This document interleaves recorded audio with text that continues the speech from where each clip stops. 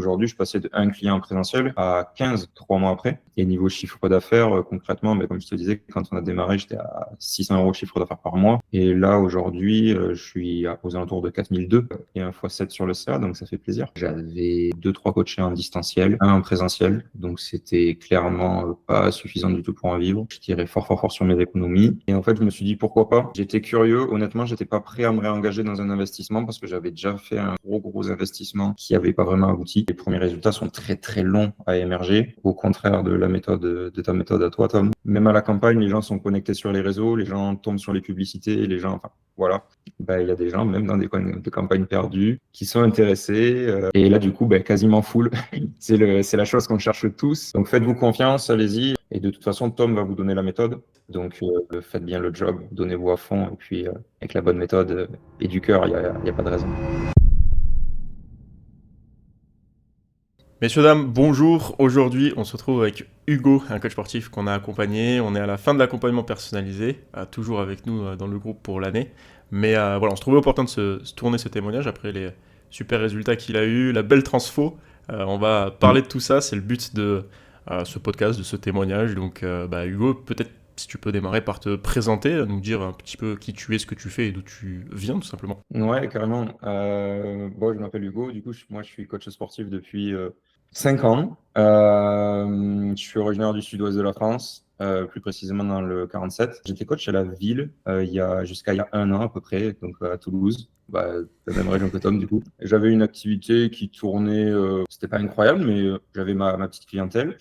Et j'ai quitté la ville il y a 1 an pour revenir vivre à la campagne. Et j'ai tenté l'aventure de me lancer de mon côté sur une aventure en distanciel. Ça a été compliqué, très très compliqué. Beaucoup de travail, beaucoup d'investissement pour essayer de développer l'activité avec Instagram sur les réseaux et ça n'a pas trop pris. En plus, le truc, c'est que j'étais pas 100% en phase avec ça. Moi, j'aime bien le terrain, j'aime bien le contact humain. Ça grossissait tout doucement, mais pas très sûrement. Et jusqu'à il y a 4 5 mois où j'ai fait la connaissance de Tom à travers ses publicités sur Instagram notamment. Et où j'ai pu avoir un premier coup de fil, on va dire, avec un de ses collaborateurs. À ce moment-là, dans mon activité, concrètement, j'étais à 600 euros de chiffre d'affaires par mois. J'avais 2 3 coachés en distanciel, un en présentiel. Donc, c'était clairement pas suffisant du tout pour en vivre. Je tirais fort, fort, fort sur mes économies. Et voilà. Et j'ai eu ce premier coup de fil de la part de l'équipe de l'élan digital. Et en fait, je me suis dit pourquoi pas. J'étais curieux. Honnêtement, j'étais pas prêt à me réengager dans un investissement parce que j'avais déjà fait un gros investissement pour me faire accompagner sur toute la partie distancielle qui avait pas vraiment abouti. Je pense que c'était pas la formule qui me correspondait. Et donc, j'étais un peu timide. J'étais très dubitatif quand Tom et son équipement démarchaient au début. Et finalement, en fait, l'idée de pouvoir vivre confortablement mon activité en présentiel, finalement, c'est ce à quoi j'aspirais vraiment, quoi, parce que Bah ouais, je pense comme beaucoup, c'est, passionné par le terrain. parce que qu'est-ce qui fait du coup que parce que tu l'as dit, toi-même, tu préférais le contact humain, etc. Dans ça, qu'est-ce qui fait que tu as voulu, entre guillemets, lancer le online ou le 100% distanciel? C'est quoi qui t'a séduit dans cette idée? Bon, alors, il y a 2 choses. Un, c'est que je suis revenu vivre à la campagne. Donc, le Lot-et-Garonne, c'est vraiment une région plutôt campagne. Il y a des petites villes, mais pas partout. Et je me suis dit, OK, tu reviens à la campagne, ça va être chaud de développer ta clientèle en présentiel à la campagne. Donc, enfin, en tout cas, dans une région qui n'est pas urbaine. Donc, le distanciel semble être la bonne option pour pouvoir toucher beaucoup de monde. Puis, on va pas se mentir, aujourd'hui, quand on est sur les réseaux, tu sais, tu as cette vision, tu sais, un peu de la liberté financière, la liberté géographique. Et forcément, une activité qui tourne très, très bien distanciel, ça fait un peu rêver aussi, c'est cool. Mais l'envers du décor, c'est que ça demande un boulot monstre et puis t'as pas forcément toujours la même mise dessus. Les premiers résultats sont très très longs à émerger, au contraire de ta méthode à toi, Tom, où je trouve que les premiers résultats sont palpables. Et en fait, tu as une inertie qui se crée assez vite et ça motive à continuer. Parce qu'en fait, du coup, tu t'étais dit, bon, je vais lancer en ligne parce que bah, là, je vais me retrouver dans un village où il n'y a pas beaucoup d'habitants. Ça risque de pas, enfin, je risque de pas avoir beaucoup de prospects ou beaucoup de personnes intéressées par mes Ouais. coachings. Et finalement, bon, on le verra après, mais finalement, ça a quand même bien fonctionné. C'est quoi la ville où tu es exactement, là, dans le Lot-et-Garonne? Alors, moi, je suis à la campagne, vraiment campagne. La plus grosse ville vers chez moi, c'est Agen. dans le sud-ouest. Mais voilà, je suis à 60-70 bornes de la ville. Donc, je vous laisse imaginer que ça fait de la trotte. Après, j'ai des petites villes un peu plus proches. Mais finalement, grâce à ta méthode, Tom, on peut avoir ça qu'on arrive à toucher des gens un peu partout. Et finalement, même à la campagne, les gens sont connectés sur les réseaux, les gens tombent sur les publicités, les gens, enfin, voilà. Et du coup, il y a des gens, même dans des coins de campagne perdus, qui sont intéressés. Moi, j'avais une niche un peu particulière. Je touche à tout ce qui est course à pied, trail, Aerox, tout ça, tout ça. Je fais encore quand même du monsieur, madame, tout le monde parce que les publicités attirent beaucoup de monde, donc forcément, on répond aussi à la demande. Mais c'est pour ça aussi que j'avais tenté le distanciel d'ailleurs, c'est parce que j'avais à cœur de me nicher un petit peu et je pensais ne pas pouvoir le faire aussi dans ma région. Et finalement, il y a quand même de la demande à ce niveau-là. Je sais pas que de ça, mais j'en ai quand même. Ouais, Et ça, c'est cool. donc finalement, dans une petite zone où on pourrait se dire déjà de base, ok, je risque de pas y avoir, enfin il risque de ne pas y avoir assez de clients, etc. Finalement, en plus, t'es niché sur la course à pied, tu te dis, ouais, je suis encore moins de clients. Et finalement, qu'est-ce que ça a donné ça... Quels ont été les résultats finalement? Ouais, finalement, en fait, sur les prospects que j'ai, comme je te dis, voilà, j'ai pas que ça, mais j'en ai quelques-uns. Aujourd'hui, comme je te disais, je suis passé de 2-3 clients en ligne et un client en présentiel à, bon, le online, j'ai pas continué à développer, du coup, me suis focalisé sur le présentiel. Et aujourd'hui, je suis passé de un client en présentiel à 15 aujourd'hui, 3 mois après, dont quasiment la moitié dans ma niche, donc ça me fait super plaisir, ça me fait kiffer. Et niveau chiffre d'affaires, concrètement, comme je te disais, quand on a démarré, j'étais à 600 euros de chiffre d'affaires par mois. Et là, aujourd'hui, je suis aux alentours de 4002. Donc, c'est génial. Bravo. 3 mois de pub, tout rond aujourd'hui et un x7 sur le CA, donc ça fait plaisir. C'est très, très cool. Et là, du coup, quasiment full. C'est la chose qu'on cherche tous. Et là, j'ai plus qu'une place de coaching. D'ailleurs, j'ai tiré, je pensais m'arrêter un peu avant, mais là, une place ou deux encore tout au plus. Et après, complètement full. Donc, encore quelques prospects. J'ai encore quelques séances découvertes de prévues. Mais du coup, j'ai coupé les pubs cette semaine parce que je sais que je peux plus répondre, quoi. J'ai plus la place, j'ai plus au niveau timing, c'est compliqué. Donc, mais c'est des bons problèmes, comme tu dis souvent. Ouais, carrément. Bah, trop bien. Et Ouais. c'est quoi le feeling aujourd'hui, du coup? Ça te fait quoi d'en être là un petit peu et de voir que finalement ça a fonctionné et que les croyances que tu avais, peut-être qu'elles étaient fausses au départ, tu vois? Comme je te disais, c'est vrai que j'avais beaucoup de réserves au début. Et ma grosse réserve, moi, était surtout, OK, je suis à la campagne, j'ai quand même envie de me nicher. Je suis pas fermé aux autres personnes, mais j'ai envie de me nicher. Et c'était un peu le gros point. Est-ce que je vais pouvoir coacher, accompagner les personnes vers des objectifs qui me stimulent dans ma région? Et c'était vraiment le gros challenge, la grosse inquiétude. Et je me suis dit, OK, parce qu'en fait, je voyais les témoignages qu'il y avait déjà sur la page YouTube. Et j'en voyais pas beaucoup à la campagne. Et moi, j'étais en contact avec Ismaël au début, qui bosse avec toi, du coup. Et je lui disais, ouais, mais tu vois, les témoignages, je vois, il y a des Parisiens, il y a de ci, il y a de ça. Mais moi, je suis vraiment campagne. Et je me suis dit, écoute, j'ai peut-être pas vu de gros témoignages à la campagne, mais je me suis dit, il faut pas avoir la vision court terme. On est des chefs d'entreprise, faut prendre, on est chacun à notre compte. Il faut quand même savoir prendre des risques et voir un petit peu plus loin que le bout de son nez. Et je me suis dit, on va tenter. Peut-être que je serai le premier vraiment au fond de la campagne à qui tentera de se nicher, à qui ça réussira.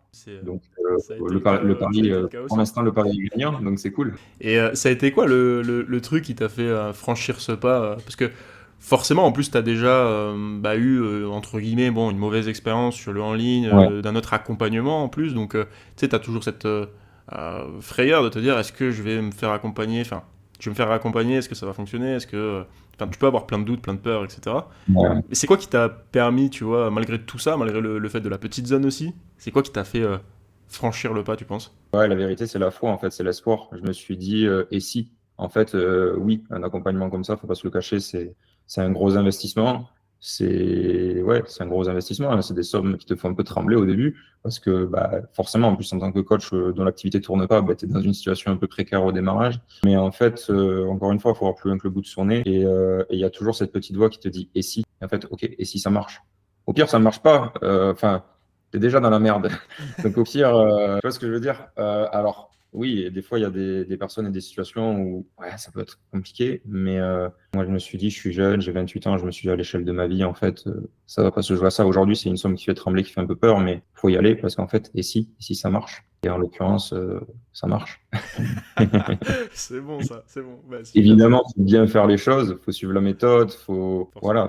faut que la publicité soit carrée, faut savoir parler aux prospects, faut y aller, faut que tout soit là, hein. Faut un bon produit aussi derrière, parce que vous nous aidez sur tout, mais derrière, c'est nous qui sommes les coachs, c'est nous qui avons la compétence et il faut bien le délivrer derrière.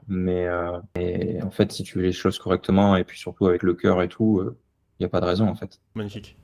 Et justement, toi, tu nous disais, bon, ben, ça allait quand même vite, et tu vois, de passer de faire un x7 en à peine 2 mois et Ouais. demi, 3 mois, c'est quand même super. Est-ce que tu pensais faire ça aussi vite? Bonne question, bonne question. Mon objectif de base, c'était déjà au moins de passer les 3 000 € de CA. Donc, objectif dépassé, c'est cool. Là, j'y étais jusqu'à il n'y a pas longtemps, hein, je ne vais pas mentir, comme on en parlait juste avant off. Là, j'ai signé encore 3 nouveaux clients cette semaine.